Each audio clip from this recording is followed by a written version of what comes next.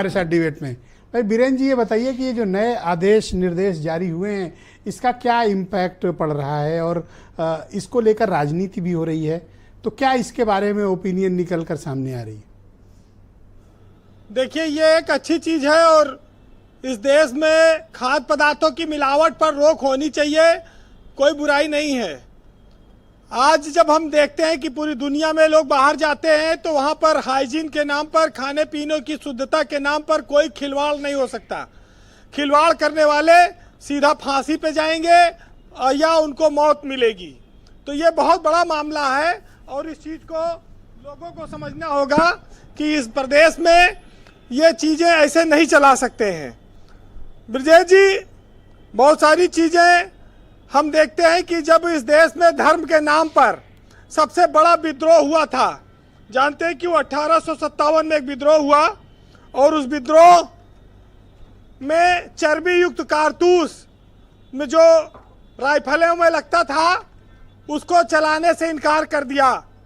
इस देश में मंगल पांडे उसीलिए फेमस हुए थे और उन्होंने अंग्रेजों से इस बात का लोहा लिया था।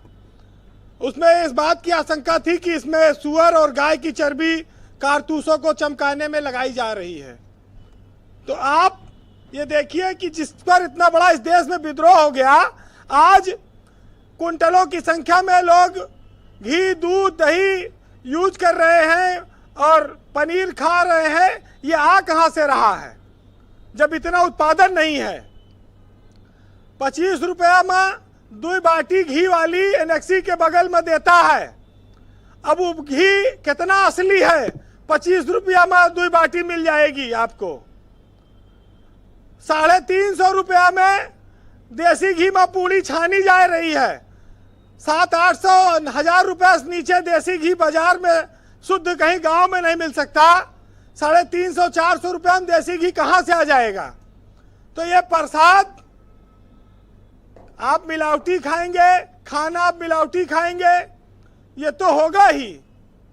जिस देश में उत्पादन कम है, डिमांड ज़्यादा है, तो मिलावट तो अभी आएगी। दिवाली अभी लोग कुंटलों कुंटल खाएंगे मिलावट का मीठा।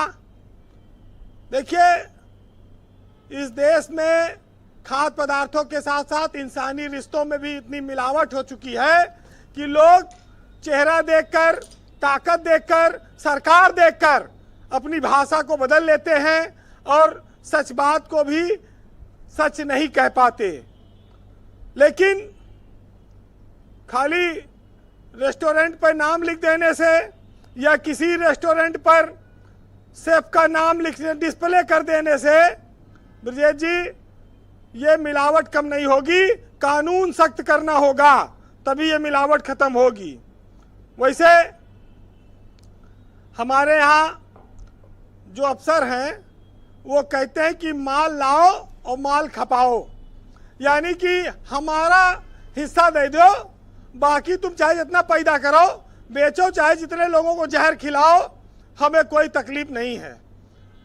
अब तो बाजार में चूहा मार दवा भी ऐसी आती है कि चूहा खाकर नहीं मरता है, इतनी मिलावट जहर में भी हो गई है।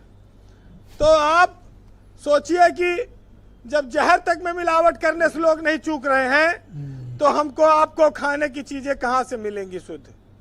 वैसे ये वाला जो आपने चूहा वाला बताया, ये व्यक्तिगत अनुभव है या काफी लोग इसके बारे में चर्चा कर रहे हैं? कौन सा चूहा वाला जो आपने बताया? अरे ये प्रदीप पूछ रहे हैं कि ये पूछिए, पर्सनल एक्सपीरियंस बता रहे हैं क्या? देखिए, पर्सनल एक्सपीरियंस तो एनेक्सी के बगल बाटी चोखा बट रहा है ना। 25 रुपया में 2 घी के बाटी जाके खा ले। अब मैं एक तो जहर की बात कर रहा हूँ, इंसान भी धोखा खा रहा है आज के ज़माने में जो नकली सप्लाई है। भाई ये बताइए, आपको दूध भले कम पैदा हो लेकिन कई कुंटल खोया चाहिए, कई कुंटल आपको पनीर चाहिए, हजारों लाखों शादियाँ होती हैं देश भर में, सब खपता है कि नहीं खपता? कहाँ से आता है आखिर में? तो ये पर्सनल मानिए चाहे जो मानिए, लेकिन कहते ना कि वो मिले भंडारे में हाथ में बाल्टी पकड़े हुए, अब बताइए उनसे दिल मांगते कि दाल? तो भंडारा बट रही थी, क्या मांगते उनसे? तो वैसे आपके हिसाब से विजय जी, शादियों में नहीं खाना चाहिए क्योंकि वहां पनीर और सब्जी ये सब बहुत मिलावटी होता है। देखिए, हम अपने मेहमानों को स्वागत अच्छे ढंग से करना चाहते हैं, लेकिन हमारे पास हाइजीन को कंट्रोल करने का कोई साधन नहीं है। बहुत कम लोग हैं, ना कानून सख्त है कि जिससे लोग डरें कि उनको आजीवन कारावास हो जाएगा, फांसी हो जाएगी।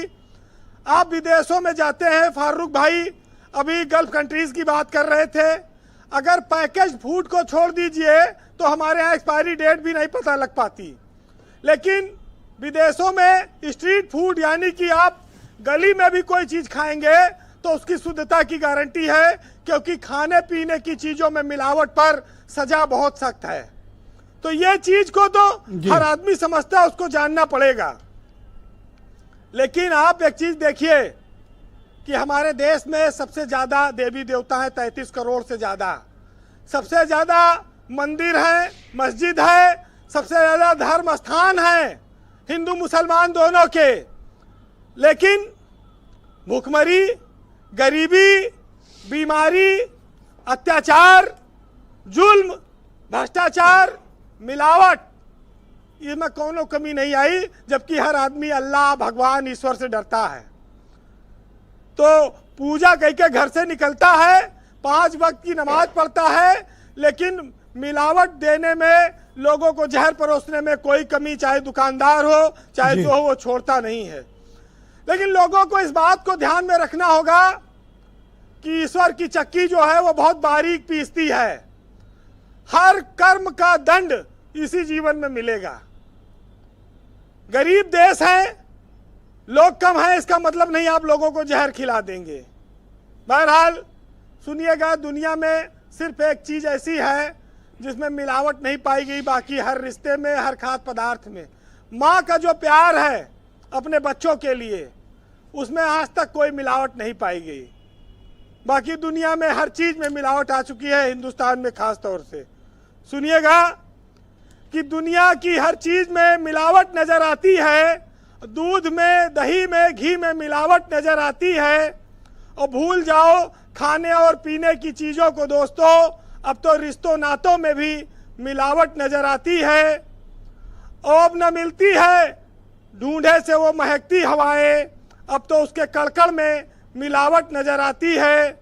और यारों, अब जीने की बात क्या, मरना भी है मुश्किल, क्योंकि अब तो जहर में भी मिलावट नजर आती है। थैंक यू वीरेन जी, बहुत शुक्रिया। ये प्रदीप अभी लिखकर एक सवाल पूछ रहे हैं कि आपसे पूछें वो चूहा वाला फाइनली क्या करना है, कौन सी दवा ऐसे लें, इनको बड़ी समस्या है। अरे गांव की बाजार में लाउड स्पीकर लगा के बेचे थे प्रदीप सिंह से, पूछ लीजिए, तमाम गांव बाजार में चूहा मार दवाएं इस्तेमाल किए, लेकिन समस्या दूर नहीं हुई। वही आप वाली प्रॉब्लम ये भी फेस कर रहे हैं। अब इनको एक साथ 3 पुड़िया देनी पड़ेगी। अच्छा, ठीक, बहुत शुक्रिया।